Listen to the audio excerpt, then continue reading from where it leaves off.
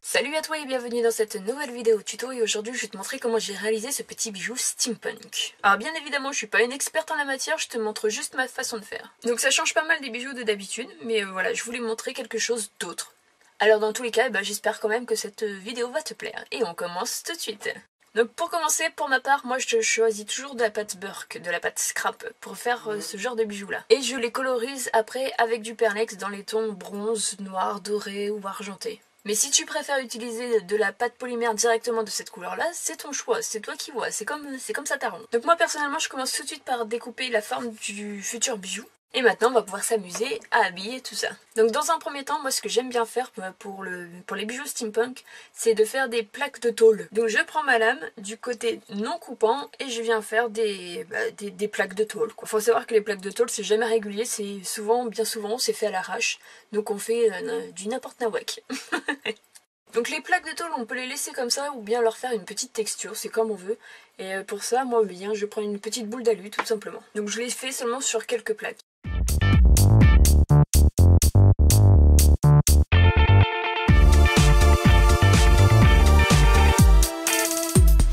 Donc les plaques de tôle, maintenant il faut bien les rattacher ensemble, alors pour ça on va fabriquer des petites vis. Et pour ça, je vais venir faire plein de petits trous tout autour des plaques, pour faire style qu'il y a des petites vis qui sont plantées à l'intérieur. Enfin c'est pas planté, bon t'as compris ce que je voulais dire. Et pour ça j'utilise mon outil avec une aiguille au bout. Et maintenant on va pouvoir venir ajouter quelques petits détails, comme des tuyaux par exemple. Pour faire les tuyaux, il y a plusieurs versions. Il y a le tuyau tout simple, et on fait un boudin tout simplement.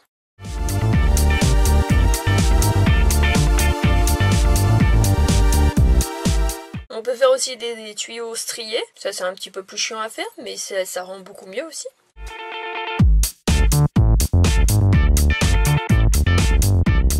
Ou alors des tuyaux torsadés.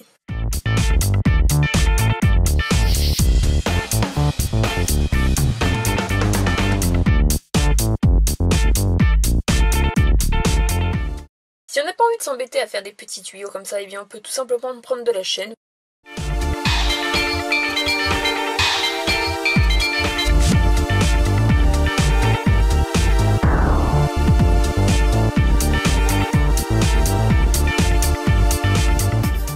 Donc les tuyaux, et bien évidemment on peut pas les laisser comme ça parce que sinon ils vont tomber, hein. Donc il faut les maintenir. Et pour ça on va fabriquer des espèces de petites attaches. Et pour ça, je commence par former une petite bande, plus ou moins large, tout dépend de ce qu'on veut obtenir. Et pour fixer le tout, je rajoute des petits trous de chaque côté, comme s'il y avait des vis vissées à l'intérieur. Donc toujours pour l'histoire de nos tuyaux, on peut pas les laisser comme ça, d'un bout à l'autre. Ils sont rejoints par que dalle. Ils ont pas de fin, ils ont pas de début, c'est pas normal. Il faut bien qu'ils aillent quelque part. Alors on va leur fabriquer des sorties de tuyaux, ou des arrivées de tuyaux, des canalisations. Et pour ça, je prends une petite boule de pâte, je viens la creuser avec un dodging tool, ou avec ce qu'on a sous la main, et je viens mettre mon tuyau à l'intérieur. Et comme ça, on s'imagine que le tuyau part de l'autre côté. Bref, voilà.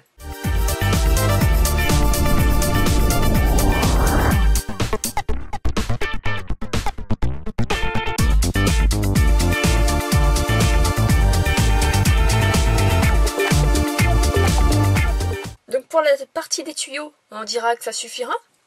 Moi personnellement je voulais rajouter un petit détail et je voulais faire un trou par ici pour pouvoir mettre un petit cabochon en verre. Du coup là ce que j'avais fait ici, ça n'a servi à rien.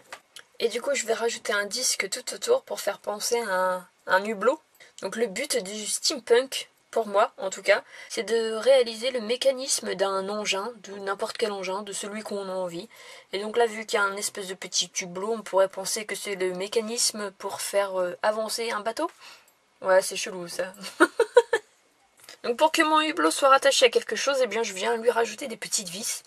Et pour ça, je viens réaliser plein de petites bouboules auxquelles je vais mettre mon petit trou habituellement. Enfin bref, on regarde les images, ça sera peut-être mieux. Donc maintenant, je viens rajouter plein d'autres petits détails. Alors je connais pas forcément tous les termes, alors je préfère te laisser regarder ce que je fais en musique. Ce sera beaucoup plus sympathique plutôt que je dise des conneries. Des bêtises, pardon. Avant de commencer, pour que je puisse relier mes bijoux ensemble, j'ai décidé de poser des anneaux aux extrémités.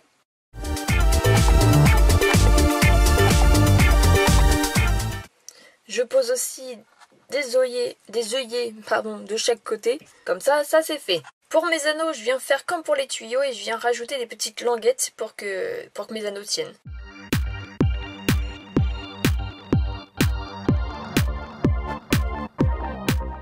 Et donc maintenant, on passe enfin aux autres détails.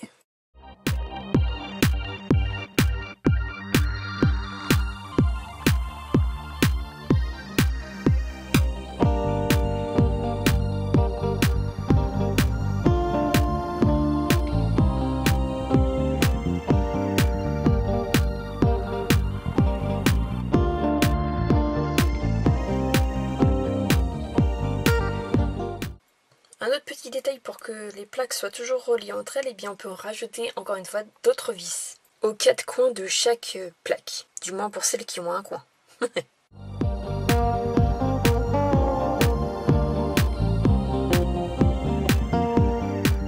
Et bien évidemment, on finit avec des petits engrenages. Donc soit on peut utiliser des engrenages déjà tout faits en métal, ou alors si tu en as pas, ou si tu préfères le faire toi-même, eh bien tu le fais toi-même. Moi j'en ai déjà des tout faits, mais pour la vidéo, je voulais te montrer quelques exemples à faire soi-même. Il y a plein d'engrenages possibles et inimaginables. Des engrenages, il en existe plein de versions différentes, donc il faut juste laisser libre cours à son imagination, ou alors s'inspirer de certaines photos qu'on peut trouver.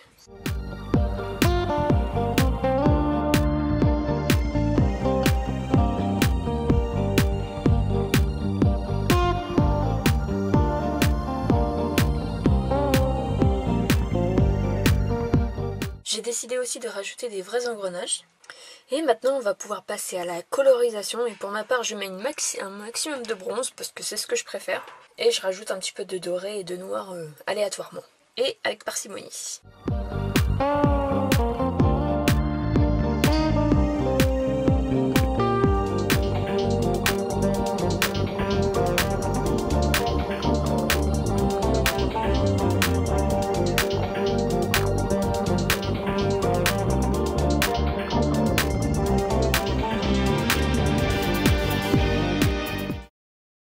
Mes petits engrenages, je viens les coller, entre guillemets, avec la fimo liquide.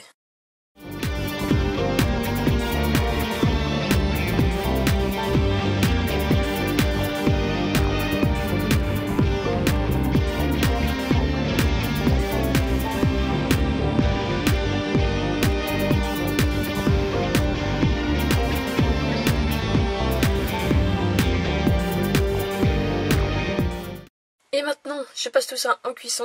Je viens lui rajouter une petite semelle parce que là, de cette couleur-là, ça va pas le faire, hein. Faut dire les choses comme elles sont. Une fois que j'ai fait ma semelle, eh bien, je repasse ça une dernière fois en cuisson.